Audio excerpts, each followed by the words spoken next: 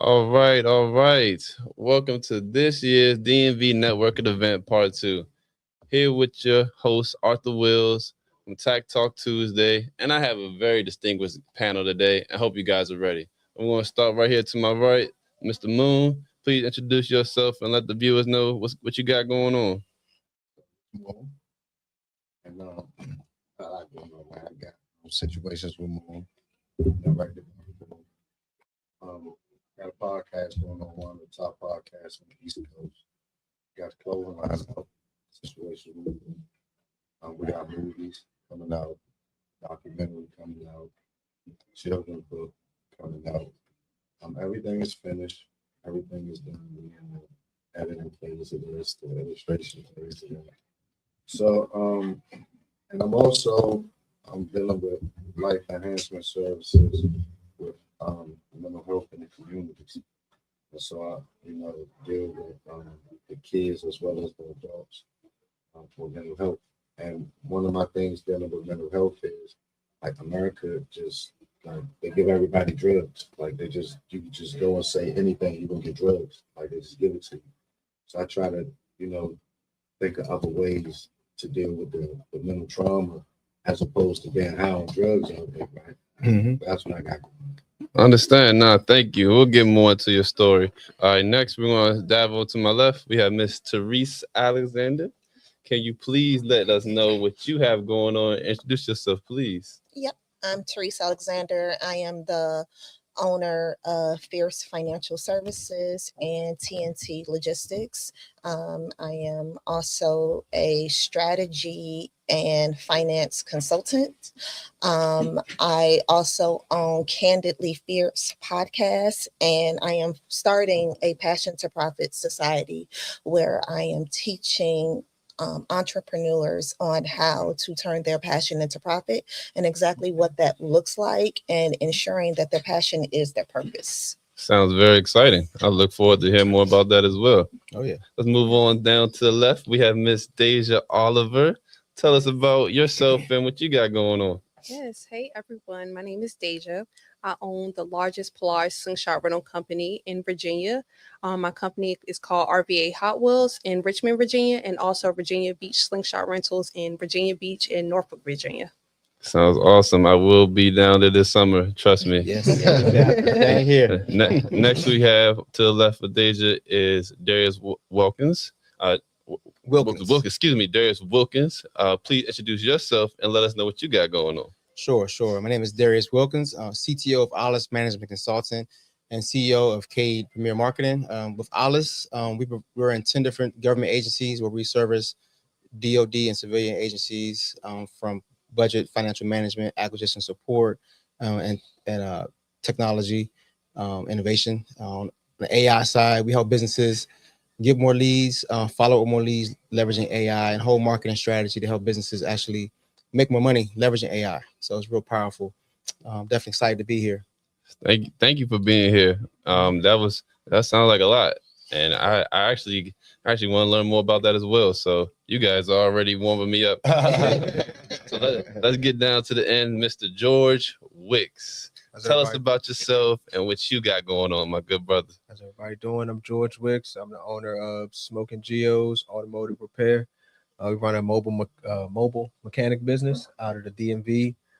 Traveled up to Baltimore, Hagerstown, Tysons, Richmond, and servicing vehicles. Been doing that for about 5 years. I've been in the automotive industry going on 10, 11 years now.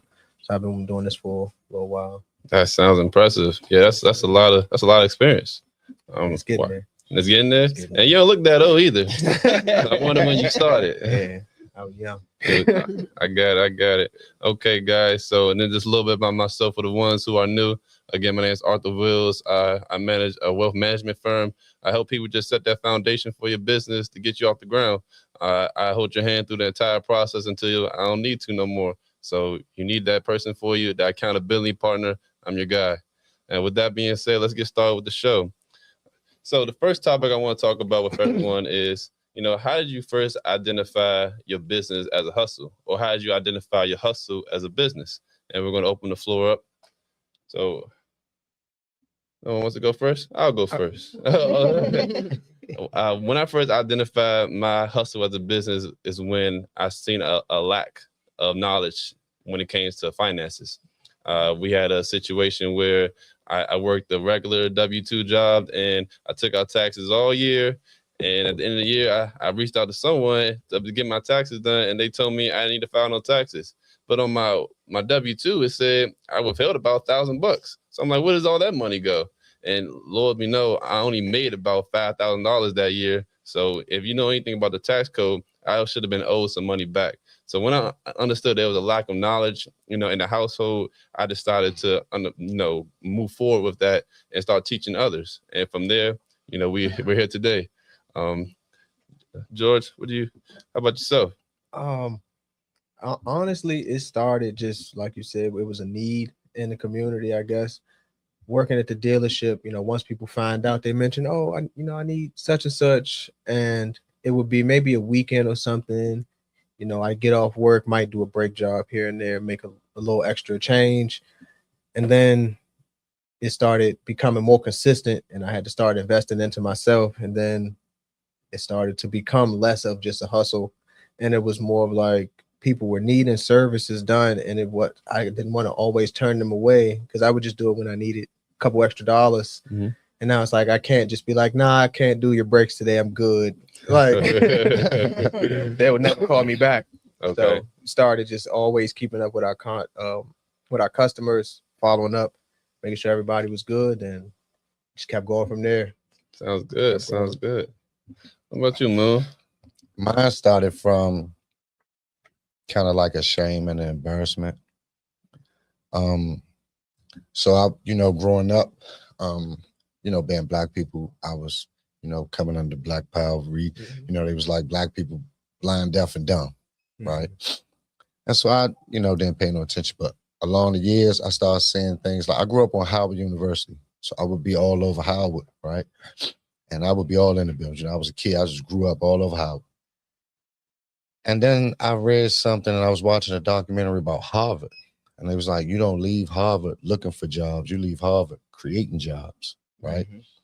And then they said the Jews, that they don't buy the iPhones, they invest in iPhone stock, right? They don't buy Nikes, they invest in the stock, right?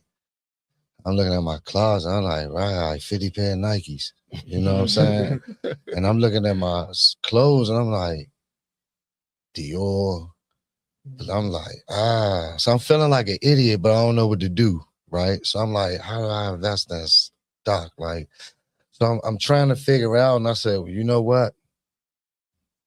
Well, I just started wearing my own clothes first. I just started making my own clothes, you know what I mean? Then start trying to sell clothes.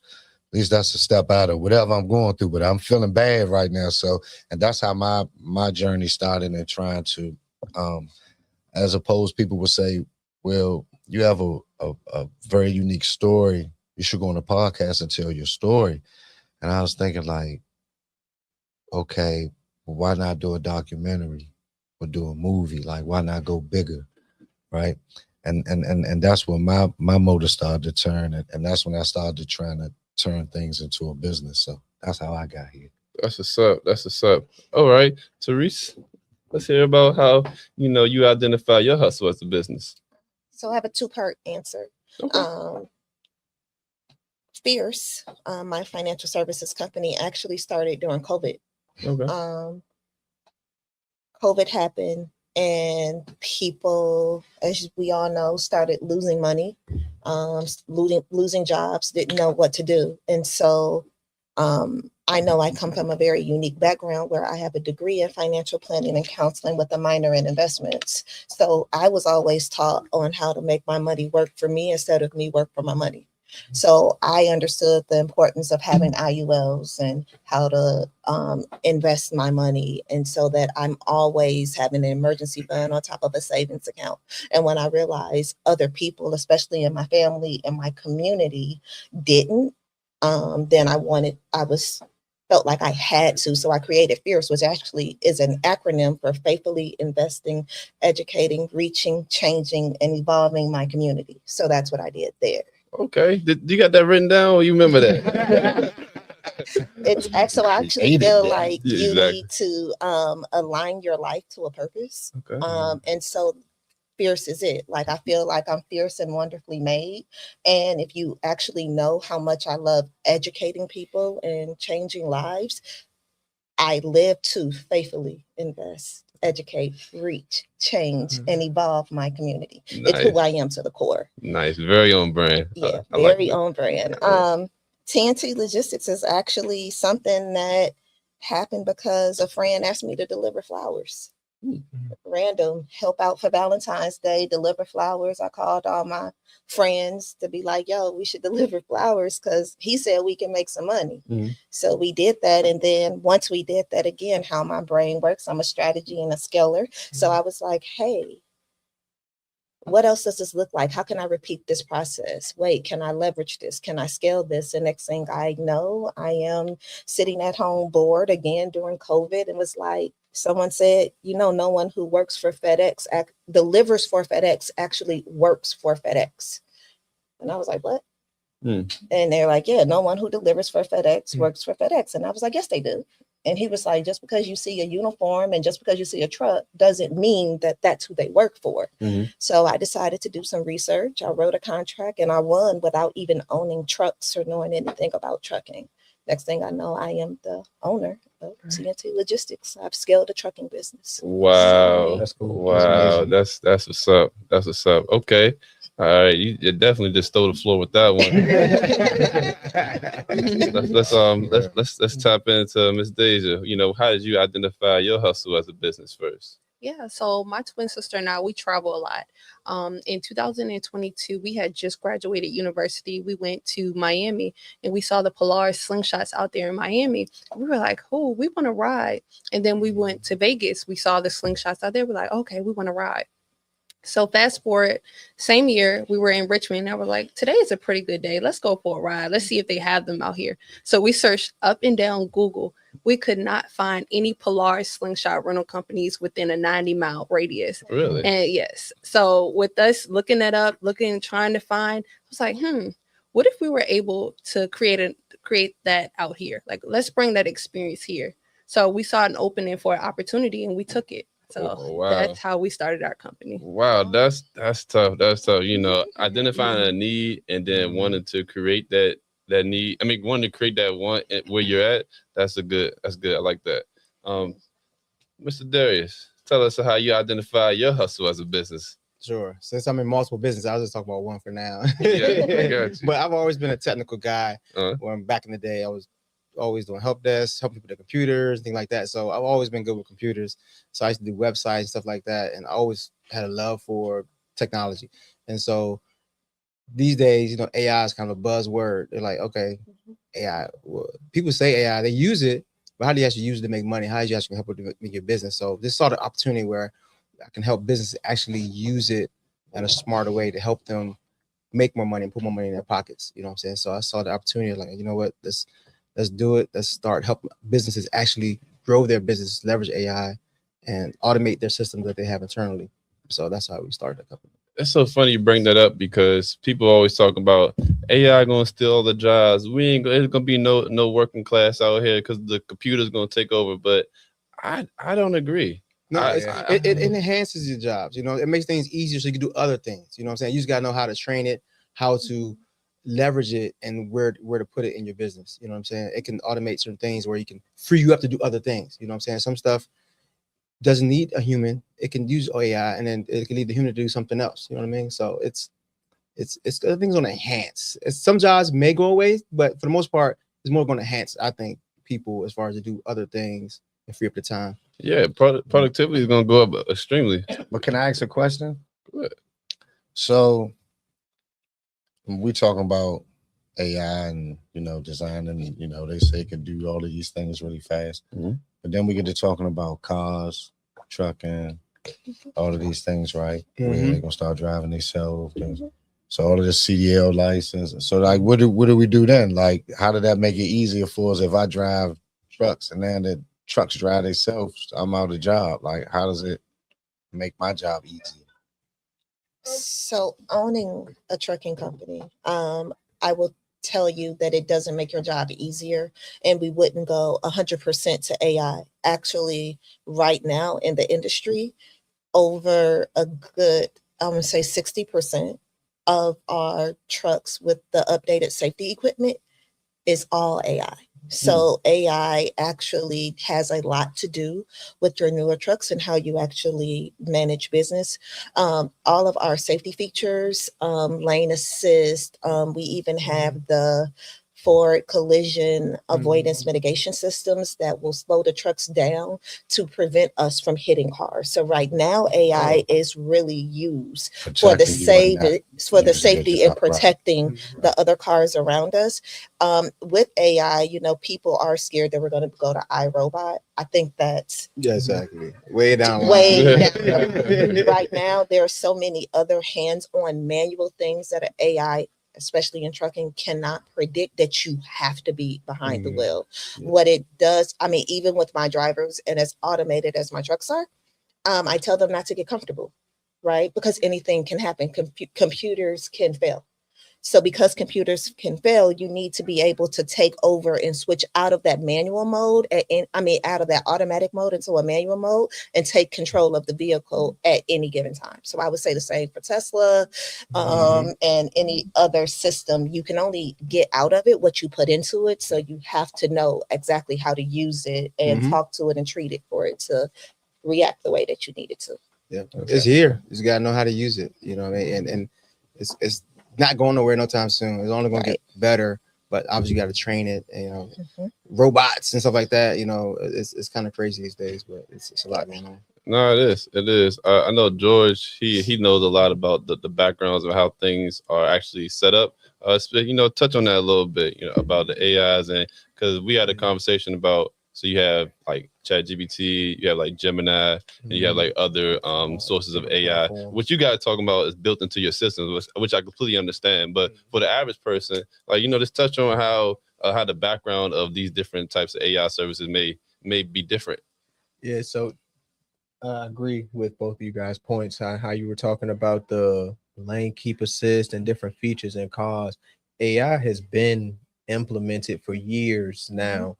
What we're starting to get is like generative AI, which means it can come up with its own thing. But like Tesla's products, that's a pretty much an AI system that's monitoring what's going on around the vehicle. Even when it needs to like do a lane shift, it's not just as simple as like no car here, we can get over. It's like seeing how fast is this car ahead going. It's taking in a lot of information and processing it. Same thing that like we do when we driving. Like if you want to take this cut and you see this car going slow and this car going fast, you got to step on the gas and take that cut. It's the same thing. And as far as like the chat platforms and stuff like that, at first they were just browsing the web essentially for you. Like if you were to search chat, it will give you a similar search as Google, with just the direct answer. But now it's starting to be able to think and create.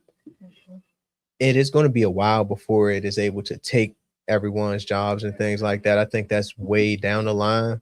But what I've noticed that it's given me more space to be creative and to think creatively, because I don't necessarily need to come up with this email or come up with this list of things that I need to do. And the more that you talk to it, like you said, train it, it'll start to remember things and help you maybe predict something that's in your blind spot. In your real life, metaphorically, real life, in the cars, everything, it watches that blind spot for you. That blind spot dangerous. It really is, especially because you can't think for yourself all the time. Sometimes you got to work. So when you're using the AI to kind of think for you, it helps a lot. Yep. Honestly, I know, when I started using AI, it was just more so like, okay, how do I create a list of items that I want to need for the show? But then it has transitioned into, okay, I want to start, creating more emails that I can get more stuff faster. So if I had 10 clients that I need to reach out to today and it's all the same information, then I'll just customize the email, but I'll do it through AI. There's nothing wrong with it because I'm reading the email before. Don't want to just send people information you get from AI exactly what it says. You want to proofread it, just like when you're in school. Want to proofread everything, make sure it's exactly the message you want to give off. That way it's good transparency to the information you're giving. Yeah. I want to take a shift a little bit. So all of us are bosses, you know, all of us are, you know, distinguished bosses at that. But everyone can't be a boss. Everyone can't make that leap to be a boss. But we were all workers, correct? So we were all workers, and now we're bosses. Talk about how, you know, transition to more of a boss or a CEO than just, you know, your average worker. For me, I look at a worker as someone, okay, I have to clock in, have to do these designated tasks to make sure that the whole organization, the business is running efficiently. When I think of a CEO, I think, okay, what are we doing in 5 years? What is our 5-year goal? How are we going to advance this beyond what we're doing today? And I just want to open the floor up to that. I mean, you got to have vision as a CEO. You got to look ahead. You also got to be able to be mentored. Find a mentor who are places where a company that's where you want to be. You know, find out how they got there. You know, it's always, even if you're a employee, boss, whatever, you're always learning. And even as a boss, you're still learning. There's any type of business you're doing. It's always about growing and learning and really reaching out to people who have more than you. You may company, your company may make 10 million, but your other company makes 100 million. You want to learn from a company that made 100 million. How did I get that level? You know what I mean? So wherever level you're at, you're always reaching out and learning from bigger companies and bigger people. And that's how, you know, you grow and scale, learn from other companies that's been in your position. Yeah, that mentorship, that's definitely a big part of it. You agree with that? Yeah, Mentor, you think that helps? That's something that I've heard across the board, talking to different entrepreneurs, from YouTube podcasts to just people in my community. It seems like the majority of the people who are successful and who have done good business with minimal trips along the way has had some kind of mentor to teach them the ropes and tell them things to look out for. Even when you are a worker, it's best to come in, even if you're like an associate level worker, you're going to find somebody who is a step ahead of you, and you should. It would be best, you know, to like listen to them, especially if you feel like they have a good work ethic, and this is someone that you would be interested in being in a position like them. Picking up that mentorship is definitely it's imperative. And you don't even really realize that. Sometimes you don't realize that you were being mentored until it's over. Like there have been people that I work with, and I just seen the way they work, and I see how they doing things. I like it. I kind of follow in their path, listen to the things that they say. And then once we parted ways, I'm thinking back, like I refer to him like, yeah, that was my mentor. I like that. I would even say, sorry. Go ahead. I would even say mindset too adds into that. Like I can remember my early stages, like in middle school, my grandpa, he would come home with like a truck full of like candy and sweets, and me and my sister, we knew that we couldn't eat all of that, so we had unlimited candy, we had unlimited cakes. We would take that same box to school the next day and sell it for $5 a box. And like it's all about mindset. You see an opportunity and you're creating you know, something out of that opportunity. You see an opening, I'm going to take that opening. I think mindset definitely plays a huge part, which separates people who have a business or entrepreneur mindset compared to people who don't. That's what's up. That's what's up. I agree with you. That mentorship, Gio said that, George said that you won't even realize you're being mentored. That's so true. I worked with a few employers, and no one likes their boss. No one likes the supervisors. When you start realizing why they're nitpicking, why they're always checking in on you, it's because those are procedures that works. They want to make sure you meet these deadlines. You thinking like, oh, they on your behind. No, like it's a deadline that they got to reach that you need to help them with, but you don't know what their deadline is. And reason why I learned from that is because when you're in their position, then you have someone that you need to teach and bring up to your level. It helps you too. So it's all a learning curve. I know in sports they always tell you that the best players are the one that's the best players are the one that's most teachable. So if I'm able to teach you the best, that means you're gonna be the best player out here. You're gonna perform the best. You're gonna be the best. Period. So allow yourself to be teachable. Allow yourself to learn from others, because you never know how the opportunity can help you move forward. I think that the 3 points that was brought out is the reason behind failure in our communities, right? And the trenches like hood, right? Where you gonna be in 5 years, mentor, right? And your mindset, right? Now, what I realized what went on in my community was, as a kid, the adults, drug addicts. Mhm. The teenagers a little over us, drug addicts, drug dealers, right? So what were we gonna get, right? In order for us to go to better schools, we had to have addresses. People on welfare living right here, we don't got no address. You know what I'm saying? So you don't know what to do. I learned about bullies, where some of them, they couldn't read well, or they couldn't spell, and they was frustrated all the time. They'd be mad. They reached a point where they just want to hurt somebody, right? And then I didn't understand. Technology came. I didn't. I went to prison, came home. It was a whole new world. So I want to just go off. I want to hurt something. So I understand the bully now, right? But where am I going to be in 5 years? I don't even have a job, right? So where am I going to be in 5 years, right? So you get a job, and it's like, you know what? I just got to start, right? Just the mindset. I just got to go. And so my mindset went to, I don't know where I'm going to be in 5 years, but next year it got to be better than this year. And if I do that 5 times, I'll be 5 times better in 5 years than I am now, right?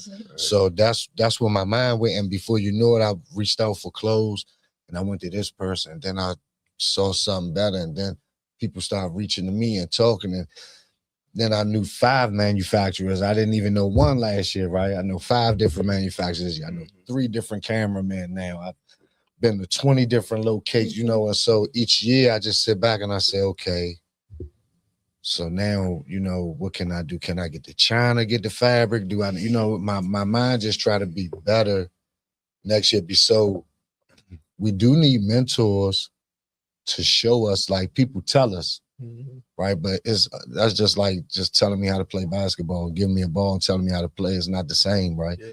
But if you work with me, I might don't learn it this week, but you might got to work with me, right? The mindset. When sometimes you come from no hope, right? So somebody right here has to do it, right? Like it has to be some type of hope, right? So I just think that a mentor is very much needed. I think that knowing where you want to be in 5 years, at least know what you want to do, what you want to get into, right? It may change in 5 years, but at least that'll be 2 different things you into now, right? And just believing in yourself, and just like it's okay to feel like I just need to do better. You know, like it's okay to get sick and tired of struggling, right? Just you apply yourself and you have to go get it. And that's where the mentors come in at. So yeah, I agree. Man, Moon, I ain't gonna lie. Your humbleness it shakes me, man. I'll be honest with you. Now, for real, you people project so much, but you're so honest about right now. Like we do get lost in the 5-year plan, but what are you doing today that's gonna affect you tomorrow? And that's such a good point. Like I think people should just take a second to just, you know, really consume that, because it's not so much about, you know, next year, because you got plans for next year. I want to go on vacation. I want a new job, but what are you doing today that's going to help you get there? And I like that you touched on that. That was really good. Thank you. Yeah, man. I want to pick on Therese real quick. So I want to ask you something. When it comes to your old hustle, what are some of those key skills that have identified? I mean, that have been the biggest outliers that have transitioned over to your business now? Strategy. Okay. What do you mean? So I'm actually going to tie the answer into what we were just talking about and shifting your mindset. I agree with what everyone said, but I think the biggest thing that you need to think about in going from a 9-to-5 to a CEO is you need to take away the revenue. You need to take away the excitement. You need to take away the big jump, right? Everyone, especially right now with social media, everyone is talking about, hey, we started this business and we instantly became a millionaire, or we instantly had success. That is not true.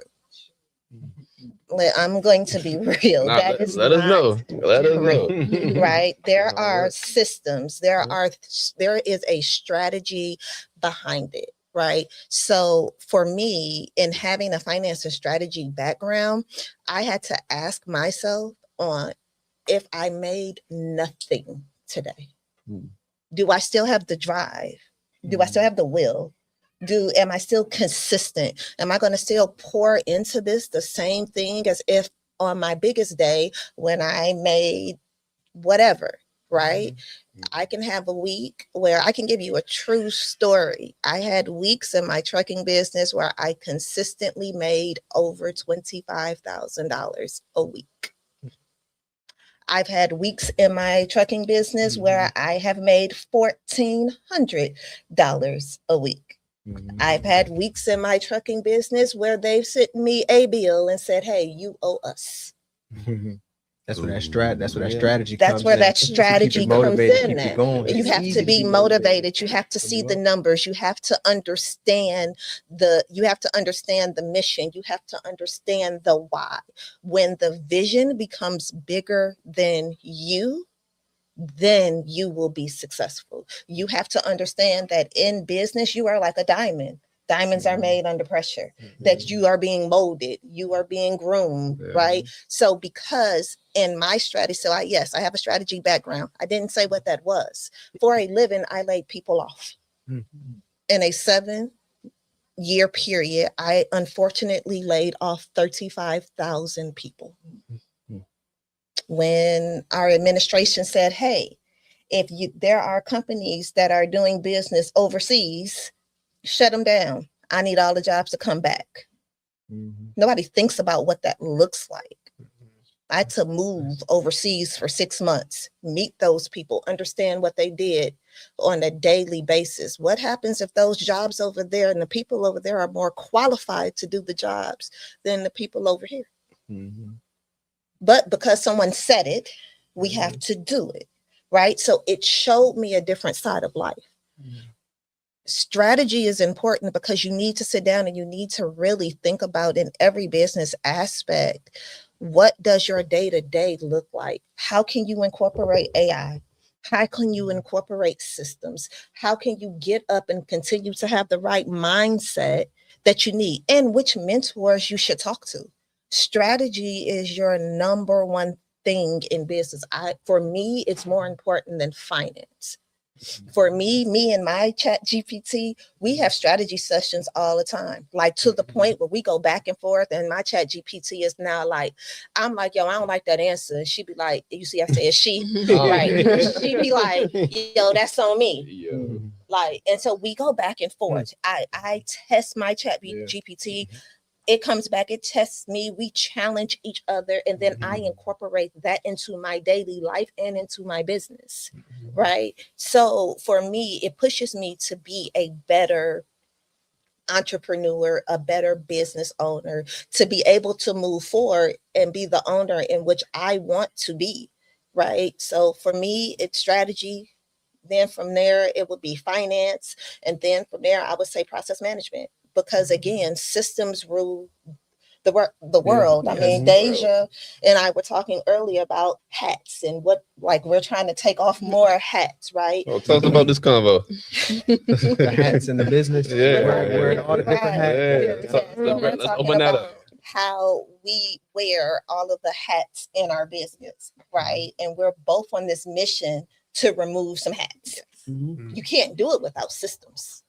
You can't do it without structure. SOPs. You can't do it without SOPs, right? But you have to think about that. You have to sit down and you have to come up with your 5-year plan, or as Deja has her 12 month, 12 week, 12 week, yep. sorry, plan, where we have to sit down and we talk about it. You know, we've also talked about the people who influence us, the people who have our ear and how they motivate us to do better and what that looks like, right? So I may not know everything I do about AI, but now I've met George, and George, he has some more information, and I know Darius, so we can all have a conversation.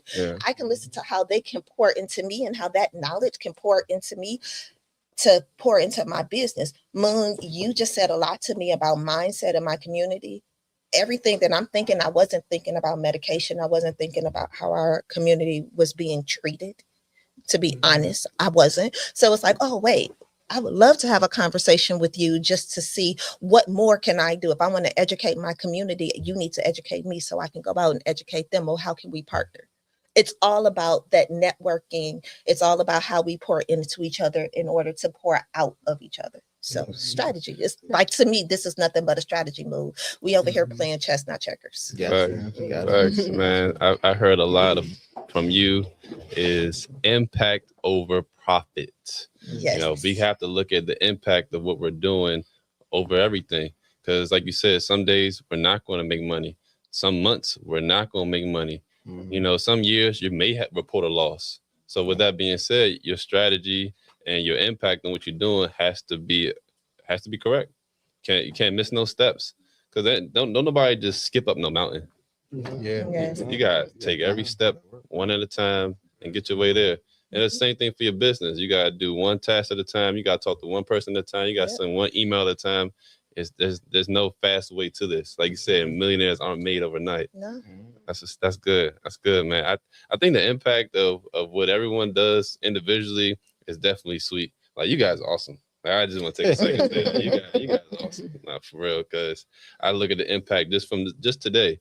Man, we have we have 7 vendors out there today, and I lie to you not, I learned something new about them today, and I've already met them previously, and it's because of the impact of what they're doing. They're not just showing up today just to sell a product. They have a vision. They have a team. They have people standing behind them, and I feel that. And same thing with the people on this panel as well. They have the same drive. They have the same engagement with people that they meet every day. And I just want to thank you guys for coming up here. You guys are doing great. For sure. All right, so we're going to keep this thing going.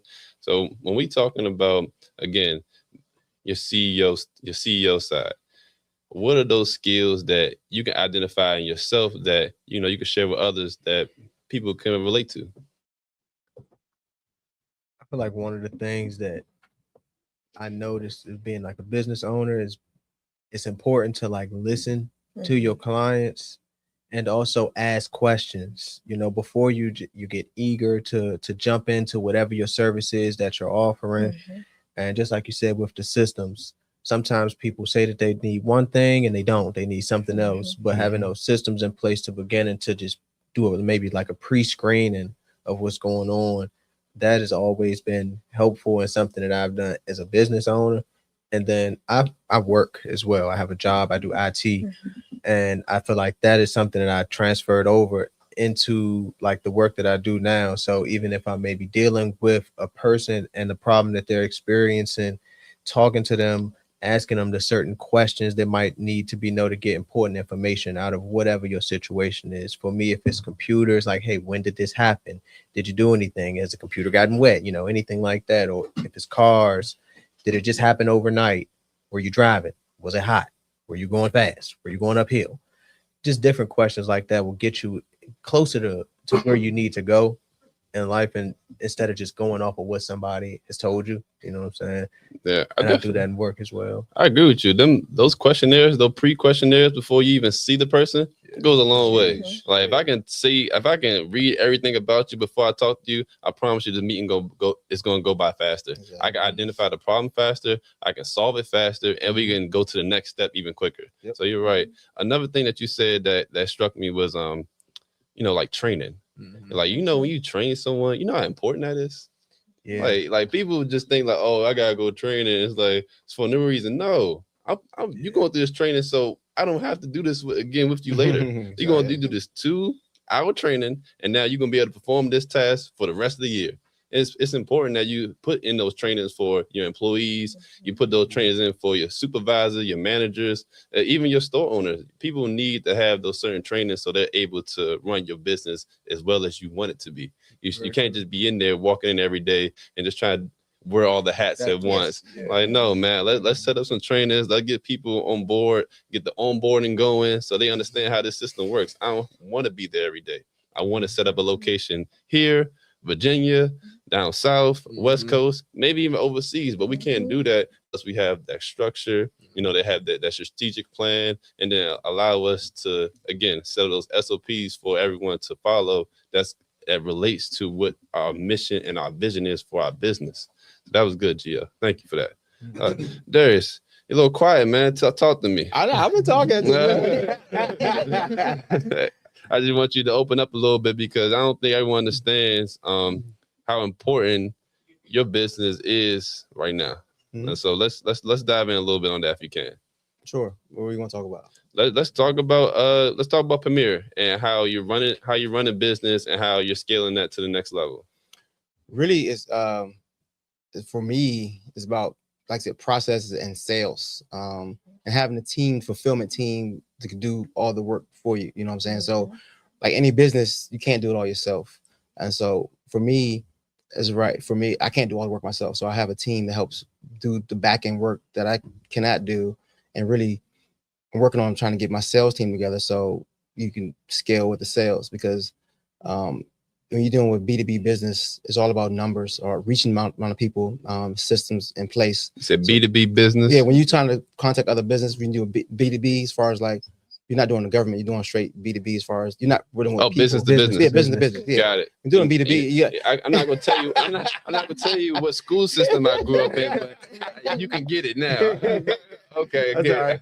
It's really about, like I said, having systems in place, Yeah. and to scale is really putting the process in place for your team to kind of outsource the work, because you can't do everything yourself. Yeah. Even in the government contracting business, we have to have people in place. We can't do everything. You have the HR, you have to have all the stuff in place to scale. And so really, I'm focused on having the right team to do all the work that I can't do, and that way it frees up your time. You know what I mean? Because you're in business, you don't want to be a slave to your business, but you want to have or enjoy the rewards of your business, but you don't want to be a slave to your business. You know, you always put in long hours, which is part of entrepreneur. As an entrepreneur, you're doing this, doing that. You got a lot of stuff to do with calls, customers, things like that. But you still want to enjoy the work, so you have to have the process in place. You have to have the people in place to help you do the work and accomplish where you want to go. No, you're right, man. Our business is our babies. I ain't playing by mass. I tell you. So when you talk about outsourcing, how does that help your business?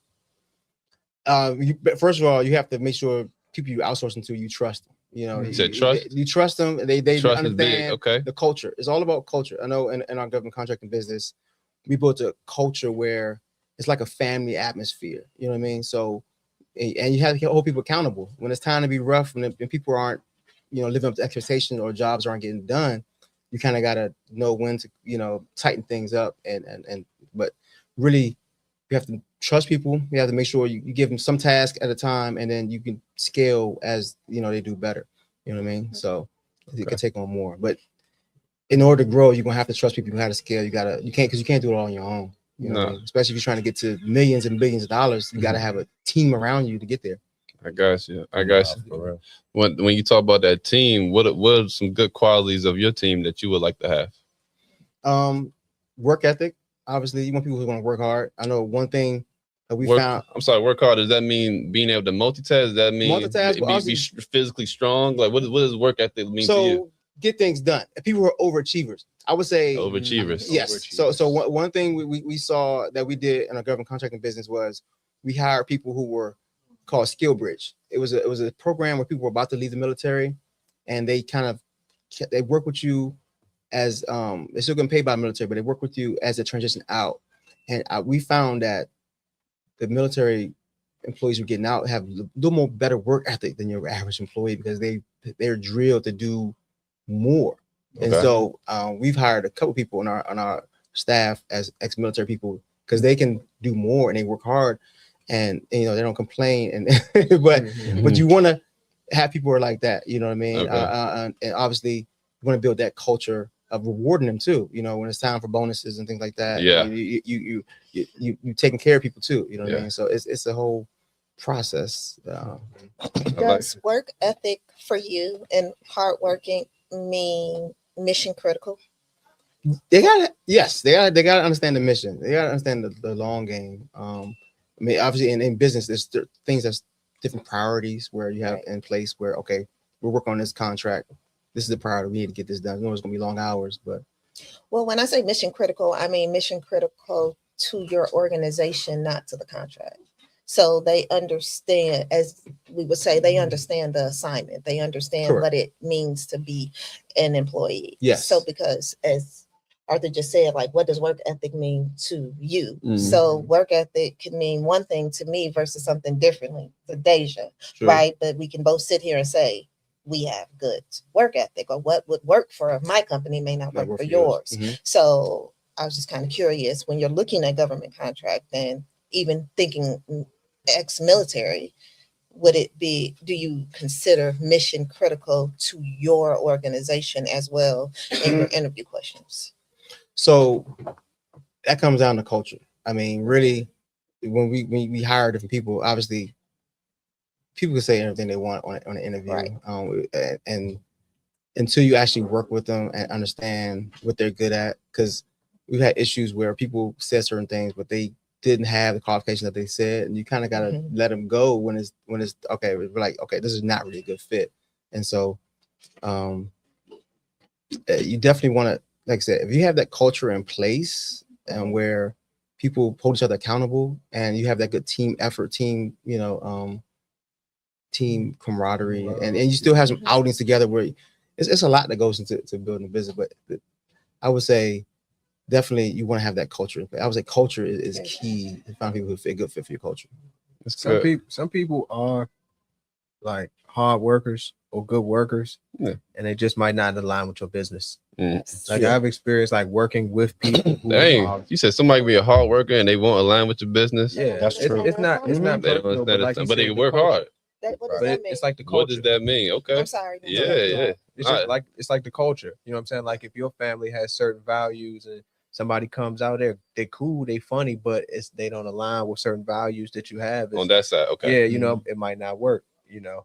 Or like some people might be interested in business in an a employee that's going to find a way to squeeze every single dollar of profit out of every situation, and that might start cutting into your morals and how you want to run your business. You might not be everyone is looking for profit, but you might not be looking to like get over on people and find places to cut corners. And some people, they look at that as being a hard worker. Because I'm gonna save you some money. I'm gonna keep money in the company. I'm gonna keep money in your pocket, in my pocket. That sounds like ethics. Yeah. That sound like ethics, man. Nah, for real, because it's different ethics that people abide by. Like it's people that want to get stuff done fast as possible, no matter what. And you got people that want to get stuff done right, no matter what, and that no matter how long it takes either. So I like when you said that. I think when it comes to work ethic for me, I would say it comes to if you're able to take criticism. Like oftentimes when we're working with people, if someone say you're doing something, just do it. Like they want to say, just do it a little different. Why would I do it different? Working like this has been working the same way. I've been doing it all the way. I've been doing it this way, the same way all day. Why I need to change? Well, maybe I have 10 years of experience and this works this way. So you gotta be able to take criticism from people that are around you, especially your supervisor and your bosses, anything like that. I think that's big. It's hard to identify that early. I will say that someone can interview you. I mean, you can interview someone and they give you a whole face card of what you want them to be, but it takes a while for you to kind of learn. So I feel you when you say you have to fire people because you don't know in the beginning. You find out a year later. So I get it. Deja, you're so quiet, but you got so much going on out here. So I need to know what's the backbone looking like? What's going on? Like how are you choosing the people that's going to work for your company? Let us know what that is. Yeah. One thing my sister and I live by is this quote. It says, if you want to go fast, go by yourself. If you want to go far, go with a team. So we look at team structure. We're looking for people who have similar characteristics like us, like hardworking, ambitious, drive, that have that work drive. But also we're looking for people who can bring something different to our table. I'm looking for someone like different areas where I may lack, they may have abundance of information in that area. They may be able to bring a certain skill set that I may not have to the table. So we look at people or look for people who can come in, not only duplicate what we're doing, but also offer a new way of thinking. They bring in new ideas, creativity. We had interns come in from the illustrious Virginia State last year, and they were able to come up with a whole new marketing campaign from different areas we didn't even think about, like TikTok influence. That's the younger generation. They love TikTok. TikTok is constantly growing. So they were able to come up with different campaigns utilizing TikTok and saw areas where we weren't able to see. How are you able to trust it though? Like say someone can come with you, like you said, with a new marketing scheme. how do you trust them? What makes you trust them? Rather that. Relationship. So anybody that we bought in, we vetted. Me and my sister, we interviewed them. We see how they were able to, and like how you mentioned, people can fake it for so long, of course, or you could have a good candidate, but they may not be a good candidate for your company. So we vetted these individuals. We actually built a relationship with these individuals, and we were able to trust not only what they were saying, but their actions. I feel like actions speak louder than words. So if you're constantly showing me results on why I should trust you, you're in my trust. Okay. Exactly. So let's go to the bottom of the barrel. Let's tap on what you said. Yeah. You build a team, right? So for me, starting out, it actually started like it was on cleaning. Getting contracts with no contract. They paying me for the job, but I don't have a legal business or anything. I'm competitive in a lot of ways. So of course I'm gonna clean better than you, right? Pay attention to details. And I feel like when I finish, when you walk in, you should look like Murray out or something, right? So I'm in here like being an artist now. And I get around the next person and they like, oh, it look good, we can go. And then you get around the next person, they like, oh, but what about this? What about that? And now I'm like, you trying to do me, right? So now I'm looking at stuff too. So now when I clean, I'm looking at this and that, and this person, this is how this person is weekly. So now I know what I got out of you, right? And then that led into something else. And I got into fashion, it was more so about talking to this person in the morning, and they coming back and at lunch, then at dinner, and they texting me and they sending all of this stuff, and it's like it went on and I got with this person, they started looking at other things. They got more into it than I did, right? I'm like, oh, my competitive I got, and I started to learn, and I started to build the trust value around me by who I see willing to work just as passionate. They want it just as hard as you do, right? So that's how I started building my team. People that, if I get sick today and I'm not there, right, they're going to stay an extra 2 or 3 hours to make sure, because they perfectionists, right? They can't leave like this, Yeah. right? Like it's just itching them. They waking up middle of the night thinking about where they went wrong. Yeah. So that's how I started building a team. So I think you're right when you say build a team, right? I don't know if I'm saying it wrong, but like it's just having employees. Yeah. Before you got a team around you, I think you go further. Like you said, you go far. I agree. So when for a team, in my eyes, it's not workers. It's people I can call on to bounce ideas off, because they're going through the same thing I'm going through. And I'm talking about entrepreneurs. I'm talking about other business owners that are maybe in the area or not in the area. It's kind of hard to talk to someone who doesn't relate to your problems. And it's not no slide to anybody, but you want to talk to people who are going through the same things you're going through, so you can build up your mindset as well. So if it's fortunate enough that they can join your team, that's cool too. But I definitely strive off of just my relationships. Like I thrive off my relationships. Like I wouldn't be nowhere right now without my relationships. Like it's people that I worked with 3 years ago that I may not be doing a monetary thing with, but we're talking and they're helping me get to this event today. Hey, I'm telling her, hey man, I'm trying to do X, Y, and Z. Well, maybe you should do, more panelists instead of just a couple people. Maybe it shouldn't just be a podcast. Maybe it should be a bigger event. Maybe you should get vendors. I didn't know that. Like you gotta be able to take in what people are trying to tell you, because it can help you, especially if they're doing similar than what you're doing too. So that's good. I do want to take a slight shift at this moment. So in business, we always understand that your history of what you do is your track record. So when you're talking about your track record, in finance, your track record is tax returns.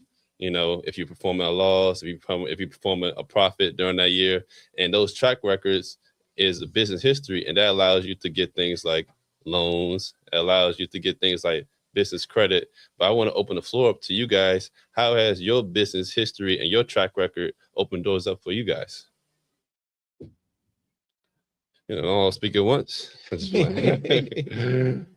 I would say in the beginning, obviously having little debt can help you get more lines of credits that you need. And I would say definitely when you get as much money as you can when you don't need it, because you never know when you're gonna need it, especially as a business owner when things go wrong. So having if you can keep as little debt as possible and try to be, it depends on your business type, because cash flow will help when it comes to getting loans and things like that. But when you, just in case you need it, always try to get the next level of line of credit. That way you already have the line of credit ready, because you never know, you win this big contract and then you asking for line of credit now because you got to pay all these employees. But if you already would have had it, applied for it a while ago, it would already been in place. So think ahead. If you have the structure and everything in place, if you got 100, try to go for 250 or go for 500, just so you have it ready in case you need it, because you never know when things going to pop off and you're going to need that money to help pay for some equipment or pay for employees. So I would say definitely think ahead and get that cash when you need it, as a business owner. So to the people that are discouraged on getting that cash because they feel like they don't have the structure to maintain it, what would you say to that? I mean, it depends where you are in business. You want to start small, start with a small business credit card, to just build that business history done, build that business credit card history, just like you do your personal history. Start small, You said small business credit card? Yeah, get a small business credit card, start small, get Okay. a small business credit card. If it depends what type of business you're in, get like a Lowe's business credit card for equipment and just pay stuff off like that. Start small to build that business credit history. And then that way your business credit is good. So when you do need that bigger line of credit, you already built that credit history, so you can move forward. Right. But start small. You don't have to go big, but just get it. If your business is already structured, you have an EIN, you can get credit cards for your business and not have to feel like you're getting Get the DUNS number. yeah, exactly. So, All right. Wow, thank you for that. I would say for people who may not be on a large scale Okay. or Small business. small Under a business, million. maybe under a million. We could talk under. You know what I'm saying? If you're doing under 20,000, Under 20,000, let's set the basis. Go people, ahead. You know what I'm saying? People do small business. Like for me, at least, since I have a job as well, I don't. My company is not growing to $1 million business yet. Because I still have time that's allocated throughout the day for something. But I would definitely say, from my experience and just talking to other mentors, it's important, or just be careful of taking on money too early.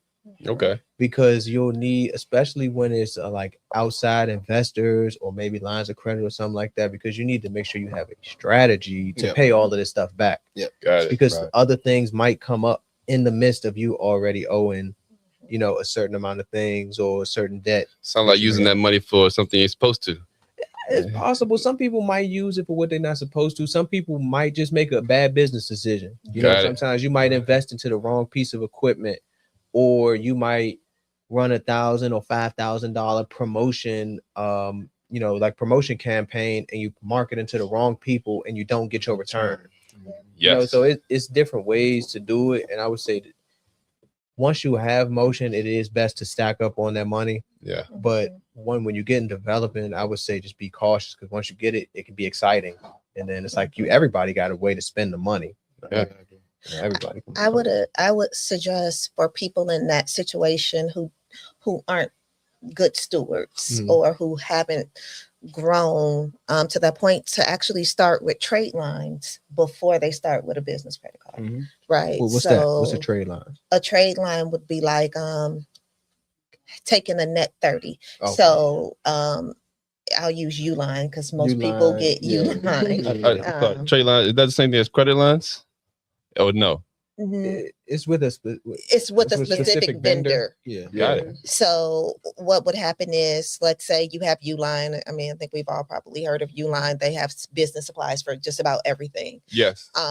You can make a purchase on Uline, get a trade line, which just says in 30 days. Within 30 days, you need to pay them back. Okay. Right. So it's a PO system, so to speak. You should not take 30 days to pay them back. Typically, you should pay them back in 10 to 20 days, but you should establish the good payment history there, right? Because when you talk about business credit and Dun and Brass, like they have a paydex score. So your business credit is actually created off of several different variables as well. So it's important to have trade lines and business credit cards and your payment history with several different vendors to establish yourself as well. So start small, right? I mean, we say business credit, some places or companies also do take business credit to get the credit card. You have to have a personal guarantee. And if your personal credit, right, is not what it needs to be, you're not going to get approved anyway. Yeah. So therefore, start here, work your way up to there to see what exactly you need to do. I like that. Thank you. Thank you for that. Because we got a lot of people who are just me.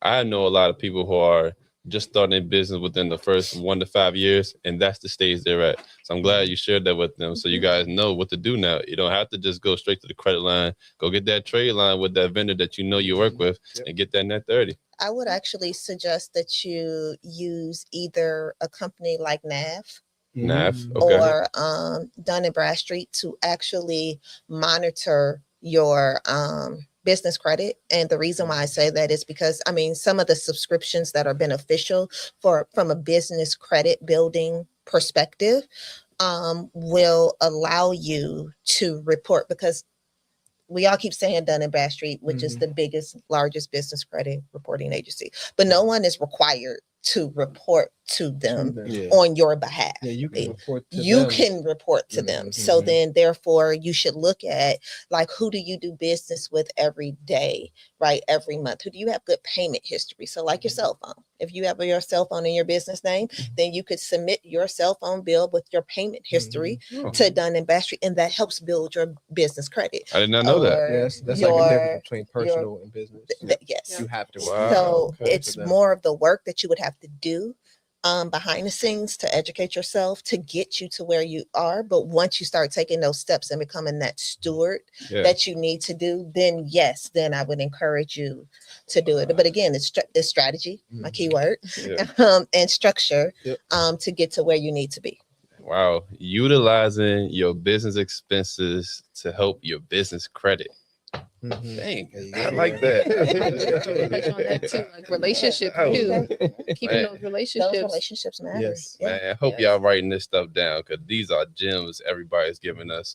I swear, you guys have just opened the door up to just financial literacy, to just what's going on in your business right now, even to just, the humanity side of it all. Like, because we aren't robots. Like, none of us wants to work for the rest of our lives. None of us wants to get up and work 24 hours a day. All of us have a vision of just peace and just that's it. So the fact that you guys are open to, talking about this, even though we all have our own experiences outside of work, I just want to thank you for that. At this point, I do want to ask you guys to please leave us with some kind words to our viewers so we can wrap up for today. We start to the left. Oh, I'm sorry. Yes, Moon, go ahead. Go ahead, Moon. I mean, Go ahead, Moon. Let them know something. I wanna say that there are two types of communities, right? There's the good ones and there's the bad one. And a lot of the people in the bad ones, they want to be in the good ones. And they think that it's the financial level that makes that the good community, right? You can live in rich communities and be a bad community. And I'm saying that to say this. It takes people like her, like you, that love to make other people happy and successful. That's a beautiful community. And if I do that, when I went outside, there were people that were looking at me, just thinking of ways to help make me better. I would feel very safe and feel so much better in this community, right? So one of the things that I do when I go to my community is I realize that not to look down on people and try to do everything that I can to help without trying to tell people what to do. But if you have an expertise somewhere, something that you're good at, I feel you should offer that service. And I just want to say that to make a good community, to make a good home, you have to be a person like her that is, when you wake up every day, you wake up just looking for the opportunity to help someone and make their life better. And I think that that's important. No, it is, man. It really is. You be hitting it on the dot. Yeah, brought it all the way back home to that mentality. Real, like you said, that mentality, man. God dang, Moon. I swear, I'm really gonna take. I'm gonna rewatch this at least 2 times a day. I swear, because there's been some things that I need to really digest. But I'm gonna keep moving along. Miss Therese. I want to leave the viewers with understanding that your circle of influence matters. Sure. Surround yourself with people who will keep you humble, who will keep you motivated, who will remind you of your purpose and push you to move forward. Yep. Surround yourself with people who know who you really are to the core, the good, the bad, the ugly. The reason why that is important in a world that is moving fast and chaotic is it always makes you true to who you are, and it reminds you of your why. A good circle of influence truly humbles you. It truly pushes you. And when you get bigger than life, because we always do, it brings you back down to earth. That is more important than any dollar you will ever make. That is more important than any vision you will ever have. It is the key to success. I have encouraged others already. I am reading this book that it keeps reminding me of my why. So I've been, I don't know, on the soapbox about this book.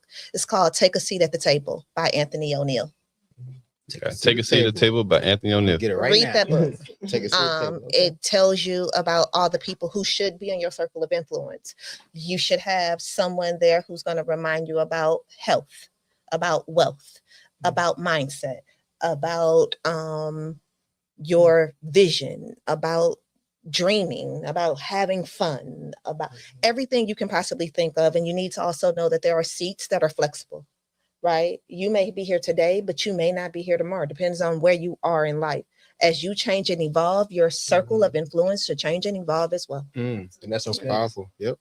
Right? So it is really important that we know who we surround ourselves with, because remember, your thoughts become your words become your actions. Okay, so I'm just gonna leave that, I guess, that with was our good. audience. No, that's exactly what we needed. Yeah. Yes. Yes. 1 second. Miss Therese, you have definitely blessed this platform today. Hope you understand that. Hope you understand that the people here today are going to walk out of here, just more motivated to do what they want to do, whether it be in business and life and just with their families and loved ones, because it's just some life skill that you're dropping, and I hope everyone take that away. Oh, thank you so much. Absolutely. It's a pleasure to be here with you. Thank you for that. Absolutely. All right, let's move on down. It's Deja. Go ahead. Yes, and just to piggyback off that, definitely just what you gave us, like that insight and everything that she was able to share, and just the amount before we even started the panel, us over there just speaking with each other, it was just so much knowledge. So we definitely appreciate that for sure. Yes. But one thing that I would say I would like to leave the viewers with is something that I touch on a lot, is not putting any limitations on yourself. You literally can do anything. You can become anything. You can become anybody. You can walk into any door. Yes. Don't let your age stop you. Don't let what you look like stop you, your background stop you. You literally can do anything. You put your mind to it. You believe in yourself that you are that person, that you want to show up as that person, that you want to become that person. You can do it. Don't let fear stop you. Don't let doubt stop you. Don't let anxiety stop you. Walk into that room. own any room you walk into. You want to become the next Tyra Banks, walk like Tyra Banks. You want to become the next Naomi Campbell, walk like Naomi Campbell. You want to become the next Mel Robbins, talk like Mel Robbins, walk into rooms like Mel Robbins. Who's going to stop you but you? So that's all that I wanted to say. Thank you. Man. Thank you. Thank you. Oh my God. You're so right, man. You guys are all right. It is what it is. Like you are definitely letting the people know that when it comes to your dreams and what you are motivated in, go for it, man. Don't let none hold you back. Like that's so true. It's so many times that we get, caught up in our own emotions. It's like, oh, I don't want to do. I'm just gonna try something else. No, stick to the plan. I'm about to walk like Zuckerberg. Yeah. That's the start. No, definitely about to walk like Barack Obama, man. Yeah, okay. Let's keep it going. Let's keep it going. Mr. Darius, let's hear it. I really don't know how I can top that. Both of you guys, all you guys doing some great speeches, but really, like you said, entrepreneurship is hard. If it was easy, everybody would be entrepreneurs. So really, when you have your plan, like you said, stick to it. It's going to be some hard days. There's going to be some days where you may go cry. You may want to give up.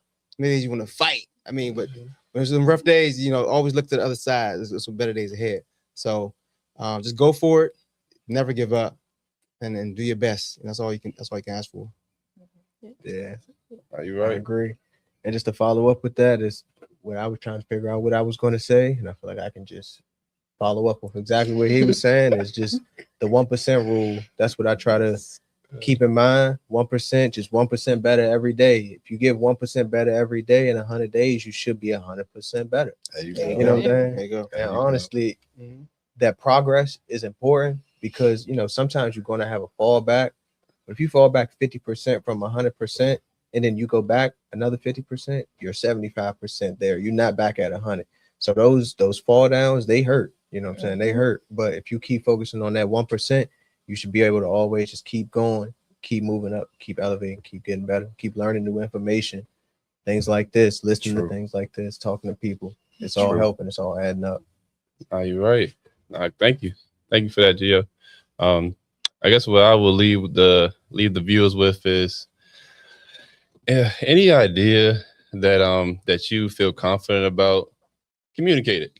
Like we should get out of our shells and we should talk to people about our ideas, whether that be your mom, your dad, your family, your friends, not your coworkers. I don't know, they be a little funny, but really just get comfortable with talking about your ideas, because the more you talking about it with people is how you're able to make it happen and make it reality. So I definitely encourage everybody that any idea or business venture, whatever it is, talk about it. Make it a thing. Have meetings about it, because one thing will lead to another, and next thing you know, you got this big business, you got this big team, you got all these people you trust, and because you decide to open your mouth. So I want people to definitely, be engageful about what's strong on your mind, and just, go for it, because that's what we all did.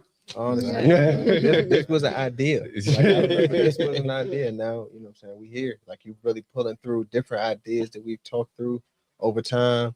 And I've seen you progress and grow your business and expand into new lanes and avenues of revenue and, reach of people and informing people. And you're doing a great job as well. So Thanks for having Thanks for having us. Yes. Thank you. yes. Thank you. I think as young Black men, I think it's the definition of tough guy, right? I think that when you gotta get up every day and work, but be a man, like you want to provide, you pay the bills, you not going into that system, and that's the tough guy, right? Because it's so easy to go to jail, right? It's easy to stay out here and be broke too, but to stay out here and be a young Black man that's a target, to love hip hop, fashion, right? Not get caught up in the drugs, guns, not wanting to beat up on people thinking that's tough. You're a superhero. So it's a great honor to be able to work around you too, though. You don't know that. Thanks, man. I appreciate it. Yeah, man, y'all gonna make me emotional. I've been having a long week. For real, y'all don't even get it. Y'all don't get it, man, because he's right. He's right. Waking up every day and striving to be the best person you are, it takes a little something extra, and that's called God. So once you have a little bit of that in your life, it's gonna start making sense. So I just want to take that and wrap things up for today. I want to thank everybody for coming out today. I appreciate the live audience, and we out. Situations you. removed. All right. Good job.